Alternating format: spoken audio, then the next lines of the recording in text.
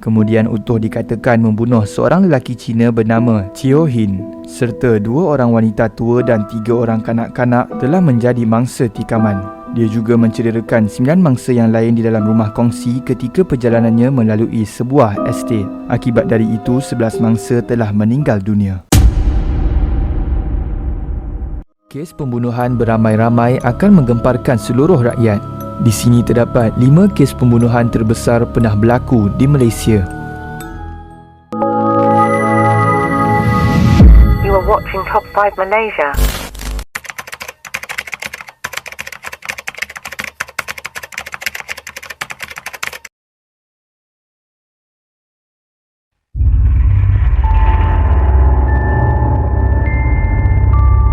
Nombor 5. Pembunuhan 4 sekeluarga dan kepala dipenggal. Kejadian berlaku pada 4 Januari 2010 di 2 buah rumah berasingan yang terletak di Gemencih, Negeri Sembilan. 4 beranak ditemui mati dalam keadaan mengerikan, termasuk salah seorang dalam keadaan tanpa kepala. Pembunuh merupakan ahli keluarga mangsa yang dikenali sebagai Rasidi Ismail, dan Rasidi adalah bekas graduan Universiti Teknologi Malaysia. Mayat-mayat mangsa telah dijumpai oleh adik pembunuh iaitu Siti Mariam yang ketika itu berusia 18 tahun. Kisahnya bermula apabila dia pulang dari sekolah kira-kira pukul 2 petang. Kebiasaannya, ayah Siti iaitu Ismail akan menjemputnya dengan motosikal di jalan besar. Namun pada hari kejadian, bapanya tidak kelihatan dan dia mengambil keputusan untuk berjalan kaki pulang ke rumah. Setelah tiba di rumah, Siti Mariam terkejut melihat keadaan kakaknya iaitu Siti Khadijah berumur 22 tahun dalam keadaan senjata tajam terpacak di dada. Kemudian dia telah berlari ke rumah datuk dan neneknya yang terletak tidak jauh dari rumah mereka untuk mendapatkan pertolongan. Tetapi setibanya di hadapan pintu rumah, dia terjumpa satu lagi kejutan ngeri apabila melihat bapanya berlumuran darah tanpa kepala. Manakala datuknya yang berumur 90 tahun iaitu bekas imam masjid dan neneknya berumur 80 tahun dijumpai bergelumang dengan darah dan putus pergelangan tangan akibat diketak. Bayangkanlah keadaan Siti Mariam sewaktu sahaja balik dari sekolah. Dia melihat ahli keluarganya dalam keadaan yang sangat mengerikan. Menurut berita Cosmo, Rasidi telah membawa kepala bapanya yang dipenggal dari Negeri Sembilan ke Kuala Lumpur dengan menaiki bas sejauh 120 km untuk tanam kepala itu di tanah perkuburan Islam Seksyen 21 Shah Alam.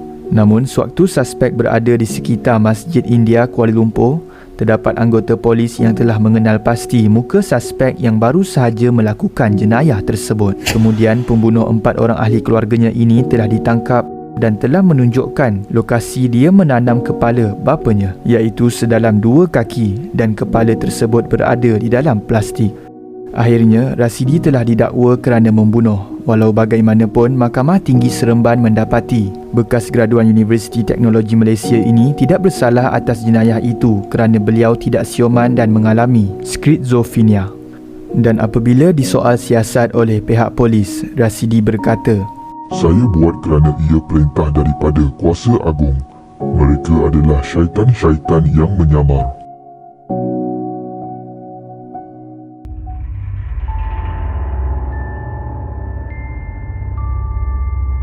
Nombor 4. Pemuda ajaran sesat menikam 4 orang awam. Kejadian amuk pada 24 Oktober 2013 antara jam 11 hingga 12 tengah hari menggemparkan penduduk sekitar Taman Melati Kuala Lumpur apabila seorang lelaki, Muhammad Zamri Yusof berusia 26 tahun, iaitu penghantar bekalan rokok yang sedang membawa van ke sebuah kios di Terminal LRT Putra Gombak, telah mengamuk dengan sebilah pisau dan terus menikam pemilik kios bernama Siu Ling berusia 49 tahun dan pembantunya juga ditikam tanpa sebarang amaran. Suspek kemudian memandu vannya menuju ke stesen LRT Taman Melati dan dalam perjalanan dia telah melanggar sebuah van lain. Ketika pemilik van berkenaan keluar untuk memeriksa keadaan, Zamri terus menikam Lee Kah Gi, 44 tahun beberapa kali sehingga membawa maut. Zamri kemudian terus memandu vannya dan sekali lagi melanggar sebuah kereta yang dipandu oleh seorang pelajar kolej Tunku Abdul Rahman, iaitu Kuan Chun Tai, 25 tahun. Ketika pelajar itu keluar untuk memeriksa kenderaan, Zamri terus menikamnya dan dia telah lari untuk menyelamatkan diri, namun dikejar oleh Zamri dan menikamnya lagi sehingga maut di Jalan Tumbuhan, Kuala Lumpur. Orang ramai kemudiannya berjaya mengepung Zamri dan telah ditahan oleh polis. Akhirnya, Mahkamah Magistrate memerintahkan tertuduh dihantar ke Hospital Tanjung Rambutan untuk pemeriksaan mental.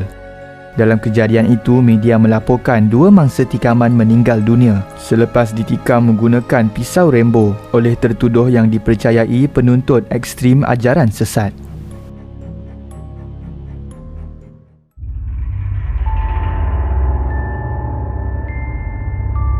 Nombor 3. Warga asing dikerat dan dipenggal di Pulau Pinang. Pada tahun 2014, 2 kes pembunuhan kejam yang disyaki mempunyai kaitan telah menggemparkan Pulau Pinang. Iaitu pada kes pertama, mayat seorang wanita tanpa kepala dijumpai terapung beberapa kilometer dari Pulau Kendi pada 5 November 2014.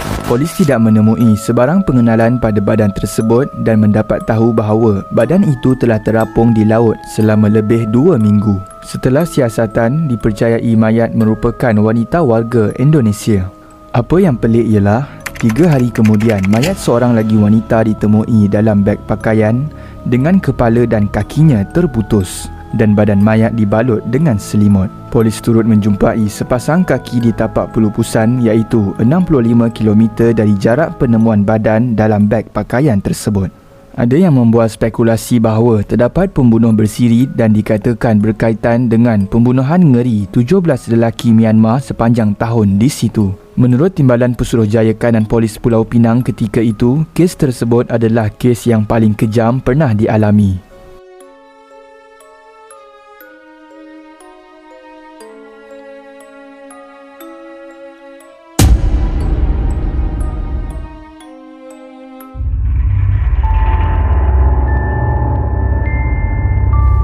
Nombor 2. Pembunuhan Banglo Jalan Turi, Kuala Lumpur.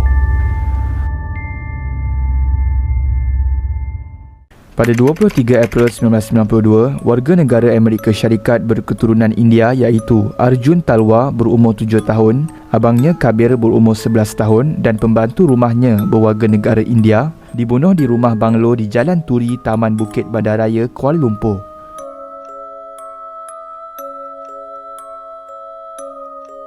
Pengawal keselamatan rumah tersebut iaitu Arifin Agas telah diberkas, disiasat dan kemudian didapati bersalah membunuh 3 mangsa terbabit lalu dijatuhi hukuman gantung sampai mati.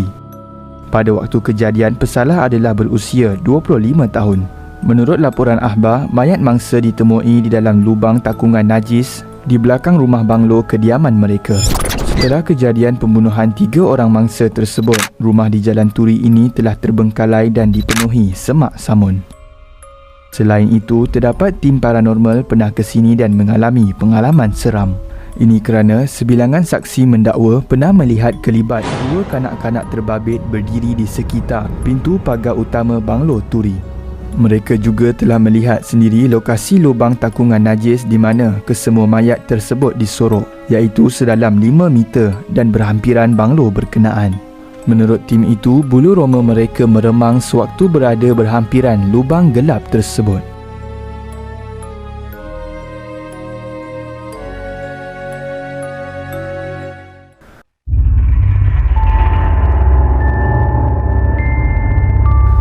Nombor 1. Pembunuhan 11 orang tahun 1947. Pada 9 Oktober 1947, Mat Taram bin Sa'al atau lebih dikenali sebagai Utuh yang berasal dari Pulau Tunggal Sumatera, Indonesia telah melakukan pembunuhan terhadap 11 orang di Malaysia dalam satu masa. Utuh yang ketika itu berusia 30 tahun mempunyai sebuah ladang dan rumah di Bagan Terap, Perak dan dikatakan dia telah menjual aset berkenaan hanya untuk pulang ke tanah airnya. Hasil dari penjualan tanah tersebut, Utoh bersama isteri dan 3 anaknya memulakan perjalanan dengan menaiki kereta api dari Kuala Lumpur menuju ke Singapura.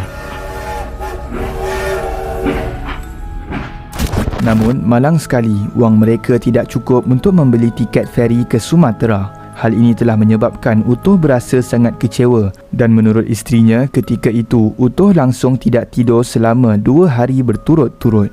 Kemudian Utoh dan keluarga mengambil keputusan untuk kembali semula ke Perak. Sepanjang perjalanan pulang dengan menaiki kereta api, dikatakan Utoh mengalami kemurungan dan menjadi sangat pendiam akibat tekanan perasaan dan kekurangan tidur yang lama. Lebih kurang jam 6 petang ketika kereta api baru melewati Bangi dan menuju ke Kajang, Utoh tiba-tiba meninggalkan tempat duduknya dan kemudian melulu ke bahagian restoran sambil mengeluarkan sebilah pisau lipat berukuran 4 inci dan menikam 3 orang pegawai British yang sedang menikmati makanan di situ.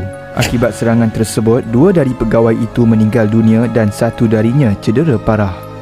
Utoh terus mengamuk dan menyerang semua yang ada di depannya. Seorang lelaki Melayu dan seorang lelaki India turut menjadi mangsa. Ketika kejadian berlaku, kereta api diberhentikan secara kecemasan dan peluang ini diambil Utoh untuk melarikan diri ke hutan berhampiran. Dalam perjalanan melarikan diri, Utoh telah menikam seorang gelandangan Cina sehingga mati. Kemudian Utoh dikatakan membunuh seorang lelaki Cina bernama Chio Hin, serta 2 orang wanita tua dan 3 orang kanak-kanak telah menjadi mangsa tikaman. Dia juga mencederakan 9 mangsa yang lain di dalam rumah kongsi ketika perjalanannya melalui sebuah estate. Akibat dari itu, 11 mangsa telah meninggal dunia.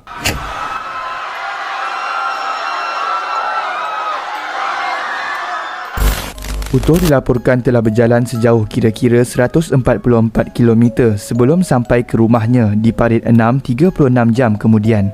Apabila disoal siasat oleh polis, Utoh menipu dengan alasan dia dihalau oleh pekerja kereta api kerana terlibat dalam pergaduhan.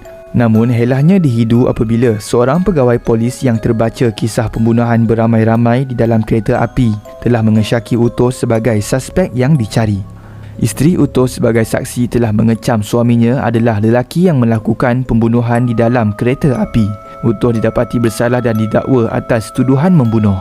Namun, Utoh tidak dihukum gantung disebabkan telah diisytiharkan kurang siuman. Itu sahaja kes pembunuhan beramai-ramai yang pernah berlaku suatu ketika dahulu.